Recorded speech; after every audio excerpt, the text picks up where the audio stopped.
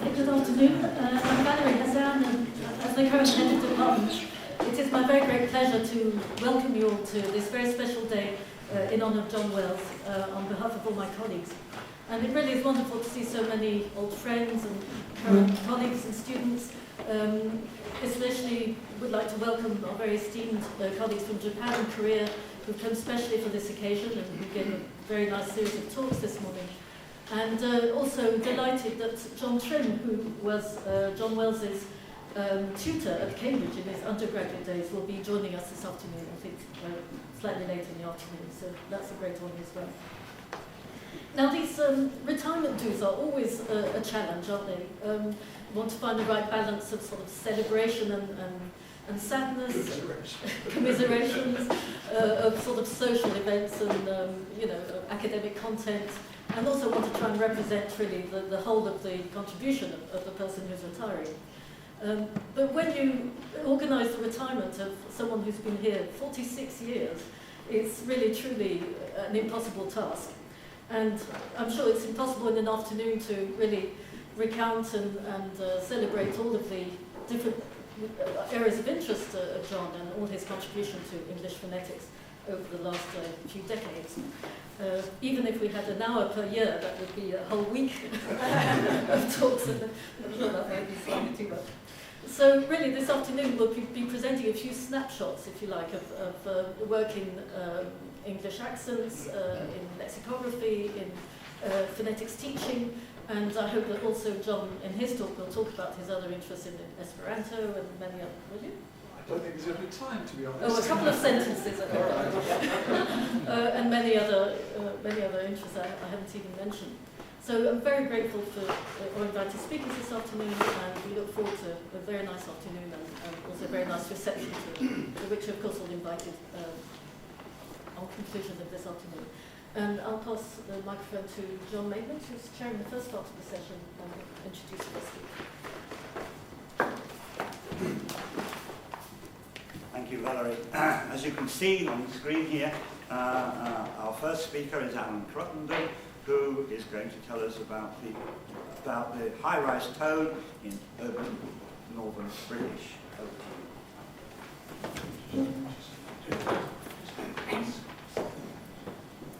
Thank you. And thank you for inviting me to talk.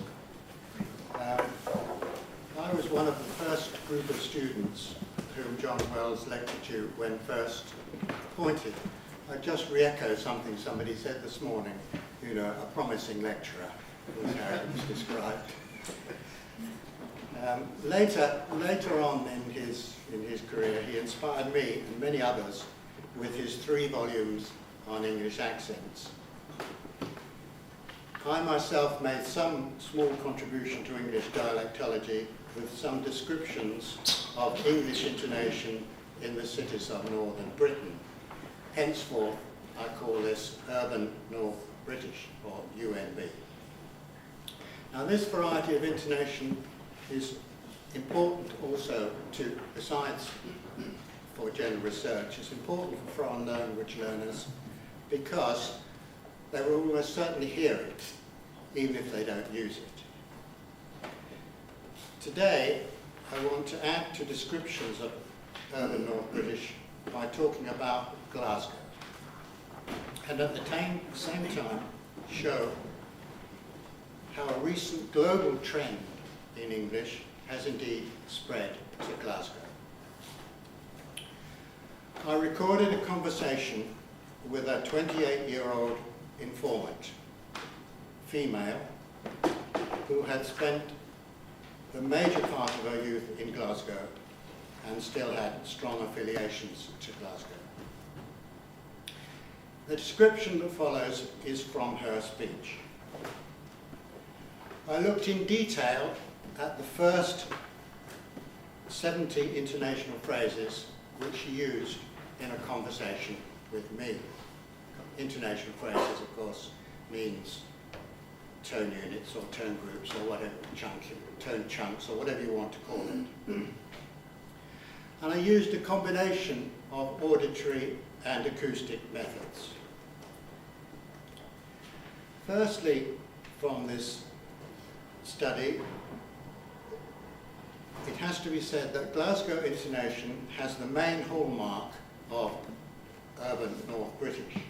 That is, it uses rising or rising slumping tones as the default patterns, i.e. the tones which are used on simple declarative sentences with no special implications. When I say rising slumping, I use that in preference to rising falling because the rising part is generally longer than the falling part, and the falling part, the second part, the slumping part, doesn't go down to the same level as the rising part started from. So it goes up and then goes down slightly.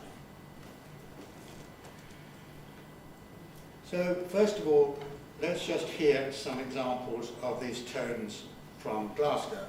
First of all, what I would call low rise.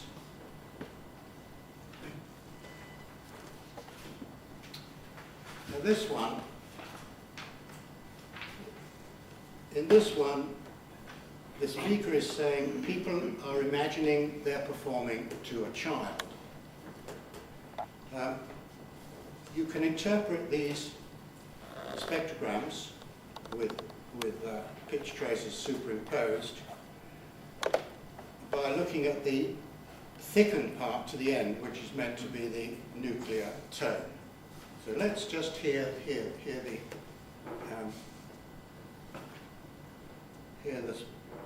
Glaswegian speaker. And I think it's because people are imagining they're performing to a Probably child. louder.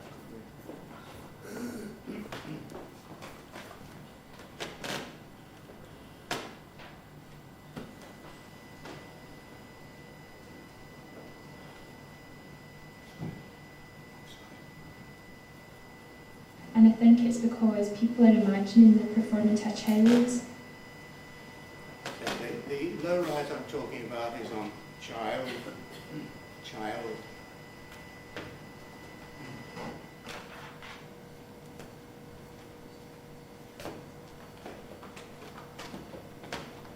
Once again.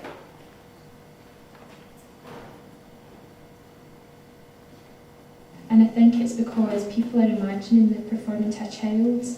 And you'll notice that if you look at the pitch trace, the pitch rises from around 210 hertz up to about 248 hertz. And that's a distance of something just under 3 semitones, 2.87 to be precise. So remember, this is the first example, the low rise with a rise of 2.87 semitones from a relatively low level. And then on to the next one.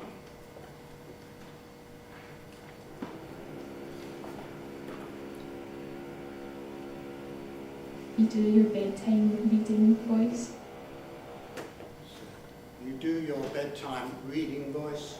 I'm not doing very well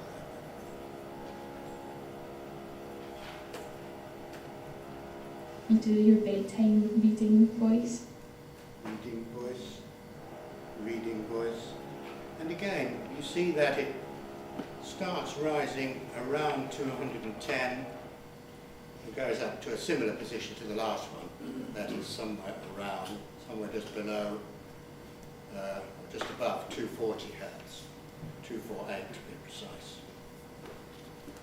There is a little curl over at the end there, which suggests that this tone may in fact be beginning to slump down in the way that I said was an alternative default tone. But I still call this one low rise because small deflections like that at the end of an intonation phrase can sometimes mean something like returning to normal, and not necessarily be taken as something the listener picks up. This one then rises from, as I say, from around 210 up to 248, and that's again a rise of about 2.31 semitones.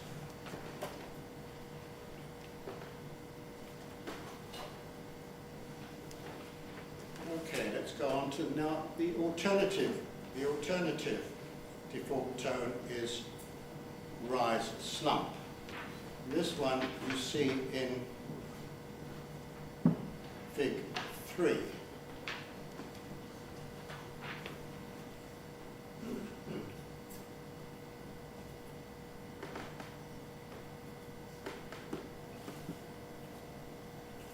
I think it turned out. So I think it turned out.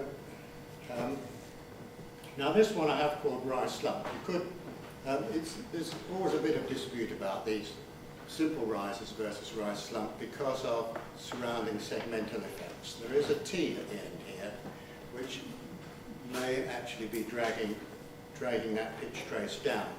But there's sufficient of a slump down there for me to call this rise slump rather than simple rise. And in this case, you notice the pitch rises again, starting around 210 hertz. That seems to be this speaker's baseline. And it goes up to around something like 240 before falling again down to just below 230. The rise part there is of similar extent to the rise in the low rise. It is actually 2.31 semitones.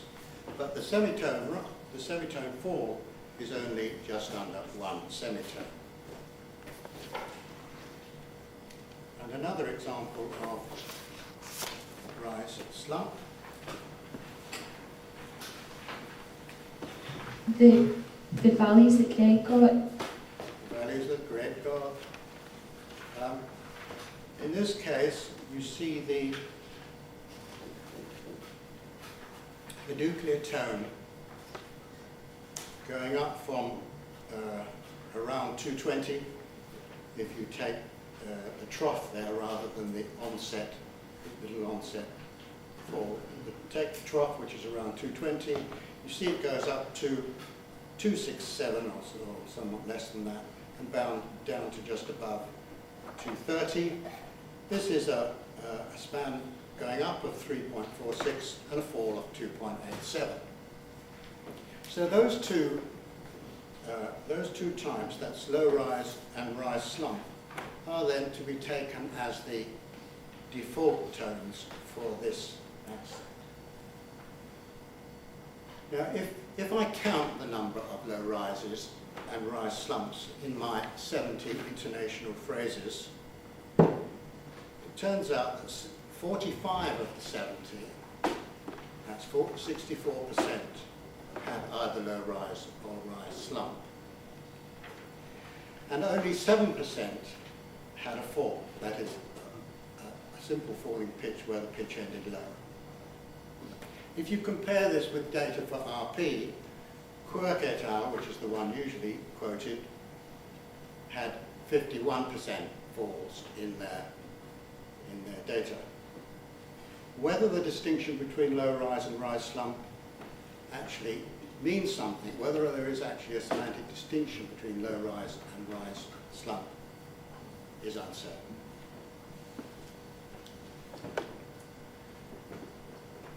Now, they are the simple tones then, which the simple default tones which the speaker uses. However, this speaker also uses another type of rising tone, which I will call the full rise. And there were 12 examples of this in the first 70 intonational phrases which I recorded. The use of this thing that I'm calling full rise seems to closely parallel what's called high rise tone, or HRT, and has been well documented for Australia, New Zealand, and more latterly for British English as well, probably mainly London English. But I know it is also around elsewhere in England, certainly. Two examples of this full rise then from my informant. And this is her saying you tend to align sections, or you tend to align sections. There we go. You tend to elide sections.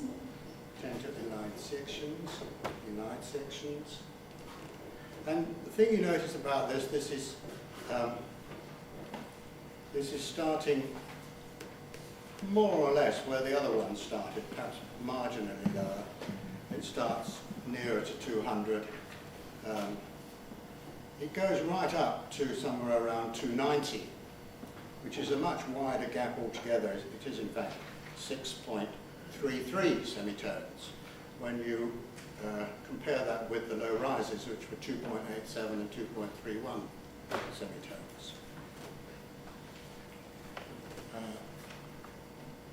Hear that one again. You tend to elide sections.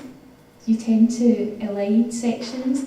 You tend to elide sections. And the next one.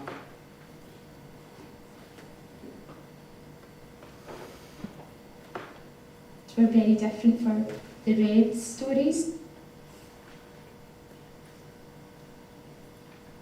Were very different for the red stories. And this one, the pitch rises again from this baseline around 210 hertz, right up to something like 340 hertz.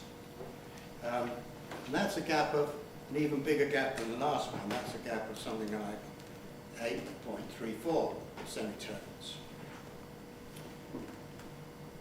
So it starts low, finishes much higher, and therefore a larger gap. And those three tones then account for the majority of the tones I recorded in these first 70 intonational phrases. There were other tones, but not many of them. There were 2 or 3 what I would call high rises, because they begin in the middle and they end at the top, and they were used in very much the same way as in RP.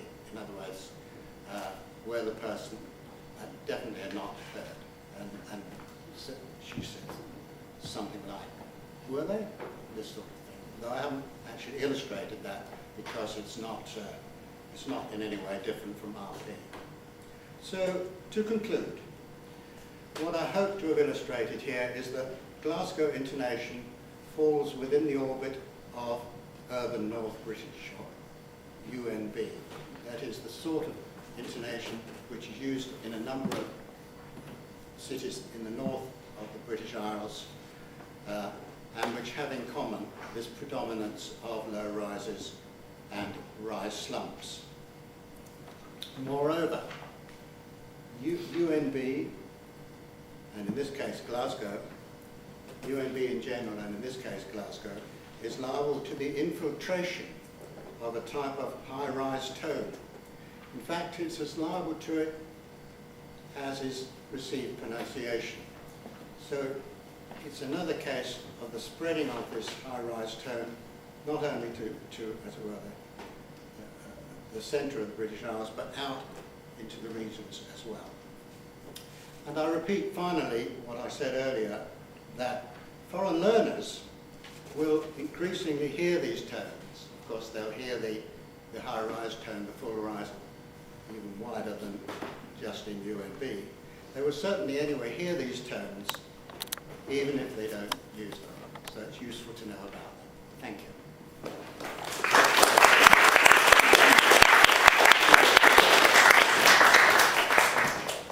We have a few minutes for questions, if anybody has questions. Yes. I've got 2 questions. One is, would your findings also be applicable to Edinburgh English? Because, well, I don't think they probably will be. And the second thing is about the infiltration of this high-rise tone. Ingham Nace, my colleague,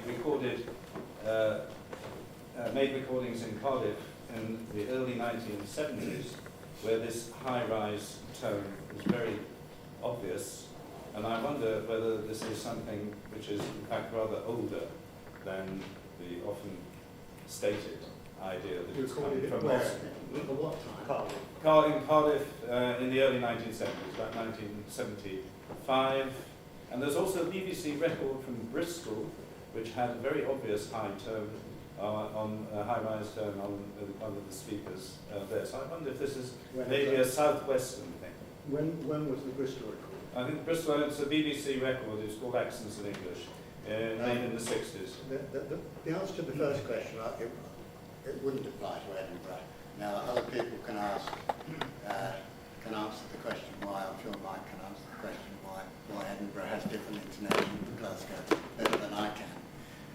doesn't apply generally to Edinburgh. The other thing, of course, you have to be careful about Cardiff because Welsh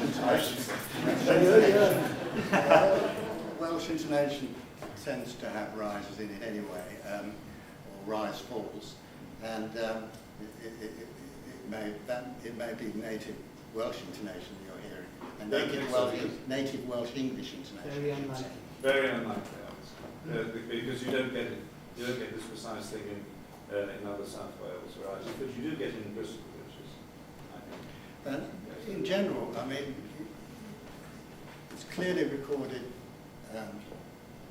in Australia in the 1980s, but it wasn't apparently there in the late 1960s because there are books on intonation written in the 1960s which don't say anything about it, whereas these articles start appearing in the 80s for Australia, and they appear in the 90s for New Zealand, but even then, the people who write in the 90s on New Zealand sort of claim that it might well have originated there, not in Australia. So there's a usual sort of competition between those two. And the other thing is that it's always been around in parts of America as well, but it's never been properly documented. They're just sort of anecdotal hints about this place and that place, about Valley Girls in Los Angeles using this intonation and so on. So the use of it in the States is a bit dubious about when it's doubtful when it started. As for whether it's been around in Britain, I certainly didn't hear it, I don't think, in Britain until sort of around about 1990, when I got a lot of it because my teenage daughter started using it. At least they didn't use it at home when they were in the north of England. When they moved to the south, they started using it. So it was obviously around at that time. As for Bristol, I don't know. I wouldn't have thought it was a southwest thing. I don't associate this with something from the southwest. Any other questions? Where does the north start in your... Where does the north start? What? Well, as all urban North British, well, it has to start at Birmingham, which is Midlands. But yes, not all the cities about that, obviously. But start. I would like to comment that the final slumps in these spectrograms, Yeah. and field tracks, they may be related to the final consonant. Yeah. Stop consonant. I did say that, of course, that it's a T. Yeah. Right, because the reduction of the translevel pressure due to the production of the stops. Yeah. So at least they sounded to me that I couldn't hear it fall. So the falls are not intended. I agree. I mean, although in And in figure 4, there are actually two effects. The first effect is the initial raising by the voiceless initial consonant, and then the lowering by the final consonant. So you have the two effects added on top of each other. You see a very steep fall, but when we listen to it, we don't hear the fall. well, I don't know about not hearing it. I hear them as different, but then I agree. I may be hearing it because of the consonants. I know it's a very tricky point about whether the rise slump is a variation of low rise which is wholly caused by consonants. I don't think it is, and perhaps these two examples are not entirely well chosen because they've got T's at the end. But I think I've got other examples probably which don't have the sort of consonants that will cause lowering or raising. Any more questions, please? Your use of the word slump is an interesting comparison with my reaction to the value of the word slump in English.